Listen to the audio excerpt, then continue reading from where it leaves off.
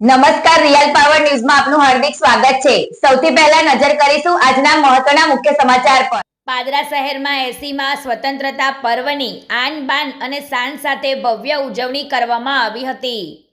શહેરની વિવિધ સરકારી સંસ્થાઓ અને શૈક્ષણિક સંકુલોમાં ધ્વજવંદન સહિતના કાર્યક્રમો યોજાયા। પાદરા નગરપાલિકાના સદસ્યો અને કર્મચારીઓ પાદરા નગરના મુખ્ય દ્વાર પાસે આવેલ સરદાર વલ્લભભાઈ પટેલ, મહારાણા પ્રતાપ અને નગરમાં આવેલ ડૉક્ટર બાબા સાહેબ આંબેડકરની પ્રતિમાને પુષ્પહાર અર્પણ કરી શ્રદ્ધાંજલિ આપવામાં આવી હતી। ત્યારબાદ પાદરા નગરપાલિકા ખાતે પાદરા નગરપાલિકા પ્રમુખ દીપેશ પંચાલના હસ્તે ધ્વજવંદન કરવામાં આવ્યું હતું। કાર્યક્રમમાં નગરપાલિકાના અધિકારીઓ, કર્મચારીઓ તેમજ કોર્પોરેટરો ઉપસ્થિત રહ્યા હતા। સૌપ્રથમ તો દરેક ભારતીયોને સ્વતંત્ર દિવસની ખૂબ ખૂબ શુભકામનાઓ।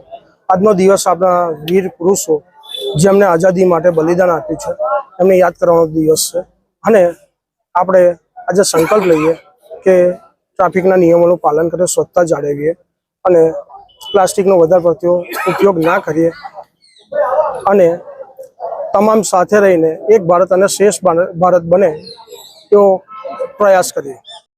સાથે જ પાદરા નગરપાલિકા સંચાલિત ચોકસી કે ગર્લ્સ હાઈસ્કૂલ ખાતે વોર્ડ નંબર 4ના કોર્પોરેટર દીપાલીબેન પટેલના હસ્તે ધ્વજવંદન કરવામાં આવ્યું હતું।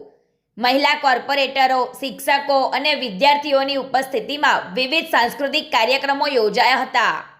જ્યારે પાદરા નગરપાલિકા સંચાલિત પીપી શ્રોફ હાઈસ્કૂલ ખાતે પાદરા નગરપાલિકાના શિક્ષણ સમિતિના ચેરમેન દિલીપસિંહ રાજપૂતના હસ્તે ધ્વજવંદન કરવામાં આવ્યું હતું।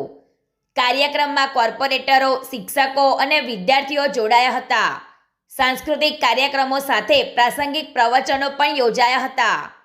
શિક્ષણ સમિતિના ચેરમેન દિલીપસિંહ રાજપૂતે વિદ્યાર્થીઓને પ્રોત્સાહિત કરતું સંબોધન કરી દેશપ્રેમ, રાષ્ટ્રભક્તિ અને જવાબદારીની ભાવના સાથે આગળ વધવા આહ્વાન કર્યું હતું।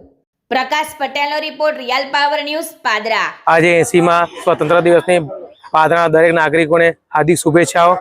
આજે પાદરા પીપી શ્રોફ સ્કૂલ ખાતે વિદ્યાર્થીઓ સાથે મળીને આઝાદીના પર્વની ઉજવણી કરી અને રાષ્ટ્રીય ધ્વજને ફરકાવ્યો અને દરેક નાગરિકને મારી હાર્દિક શુભેચ્છાઓ છે।